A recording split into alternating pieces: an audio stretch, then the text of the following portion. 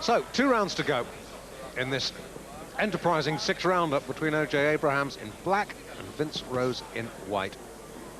Rose still just a tad in front on my card. It's had Abrahams down, remember, in round 2. Abrahams is coming on increasingly strongly in the last couple of rounds. Yeah, this is a tough fight, and it's a very physical fight, and Abrahams has shown his experience, certainly in the last round. I was listening to Vince Rose's corner, and they were telling him to just keep pop, throwing punches, look like you're working. When you get on the inside, Abrahams looks like he's taking a rest here again. He's getting on his bike again, boxing and moving around the ring. I'm not so sure that's the wisest tactics to do, because he's got to try and pile up the points. It's a very close fight, and as we said, Dave, Rose is slightly ahead. It all depends on these last 2 rounds. Right.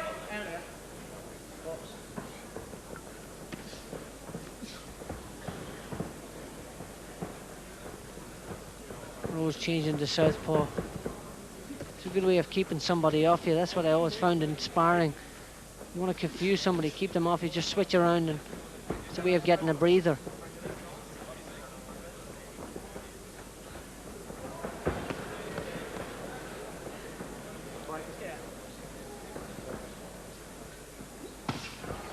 Big round arm right. Yeah, it sounded good. It didn't do anything at all there, but never hit Rose. Hit him around the shoulder and the glove. So it wouldn't have had any effect on him at all. Right.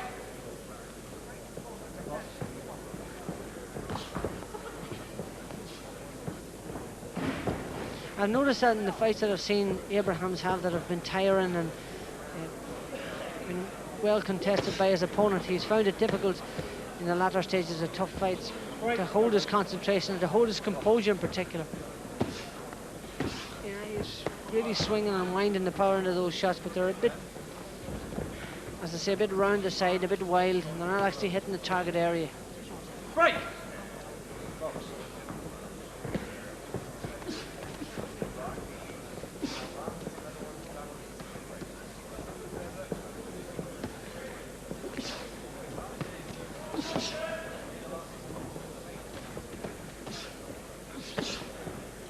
Hard to separate them in this round. Yeah, good round from Abrahams, good round from Vince. Right. Vince Rose looked like he should have shaded the earlier part of the round, but Rose is really coming on in the last 10 seconds of the round in particular.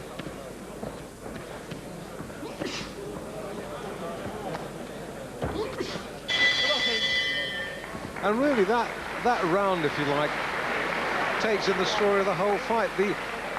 The single good quality shots are coming from Ojay Abrahams, who we're looking at now, but the little cuffing punches, the point scoring punches, they're coming from Vince Rose. I've just sort of got a gut feeling, as well as on my card, Barry, that Rose could well take this one.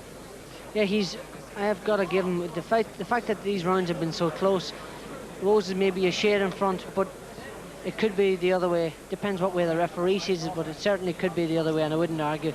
It's all in the last round here, Dave.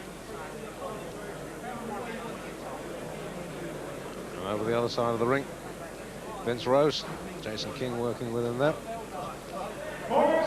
So the last round, and I wonder if it is all to fight for. Six and last round. Well, when these two met last autumn, it finished early on cuts, with Ojay Abrahams the loser, losing for the first time inside the distance in his career, having his first fight since then. It was a bad cut, needed time to heal. Since then, Abrahams has outpointed Marty Duke in Cardiff. I've got a feeling he just might be on his way to a points win tonight. There's been one knockdown. Abrahams down for a brief count in round 2. Understand? Box.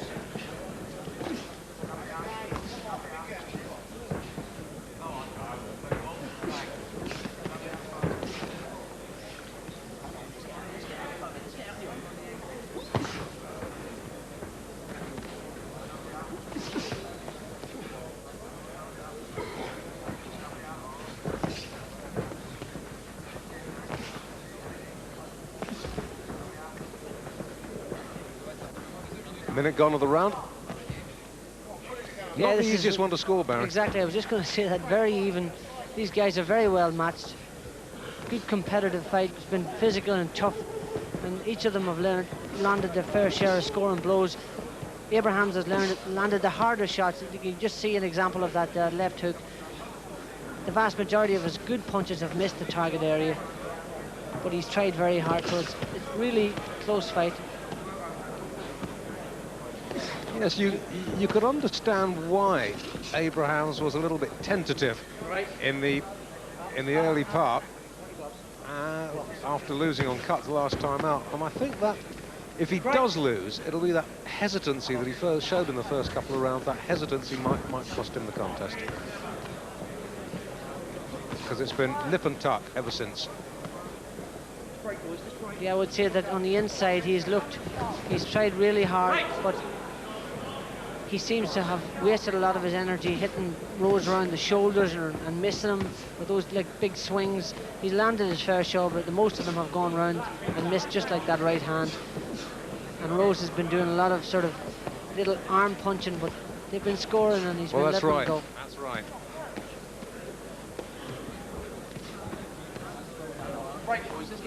Well, you can make out a case for either of these two men. I wonder who Marcus McDonald will go for. Maybe a draw, you never know. Yeah, well, that would be the safe way out for him. It's a really close fight. Break. Don't hold him down. Box. Oh, good left hook by Abraham right at the bell here. Abraham certainly finishing the stronger of that, there is no doubt. Dead even. Take your pick. Oh, it's a draw. I've got no complaint with that. No, neither have I. I know OJ looks a little disappointed, but I think that's a fair result, because the early stages belong to Rose, and credit to OJ Abrahams. He came off the floor and came back to salvage a share of this contest. And seeing that again, more convinced than ever that justice was done in that particular draw verdict. We've got the main event coming up. Herbie Hyde against Juan Antonio Diaz for the WBA Continental Heavyweight title. Join us live for that fight in just a moment.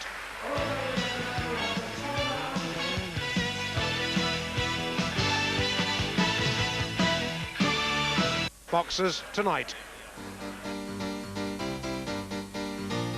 19 fights, 19 wins, 19 KOs. You can't ask more of a young fighter than to keep rolling them over. And Herbie Hyde so far has done just that. The left hook that flattened Conroy Nelson.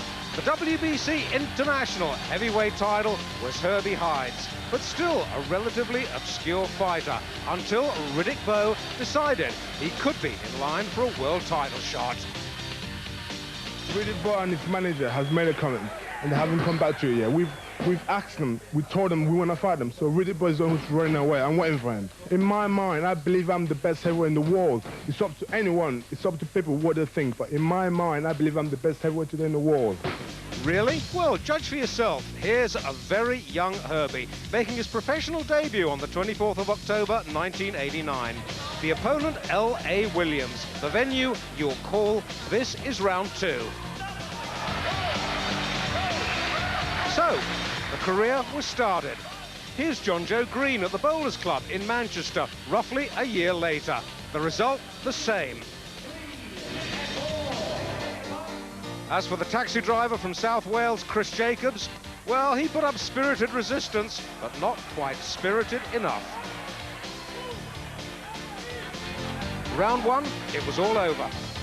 Bobby Evans took up the count. Jacobs struggled gamely to his feet, but that really only brought on the inevitable barrage from Herbie Hyde. Look at these fast hands. Now, as you watch Herbie in the ring, what about his sparring partners? Here's Rocky Sikorsky. Listen to what he has to say.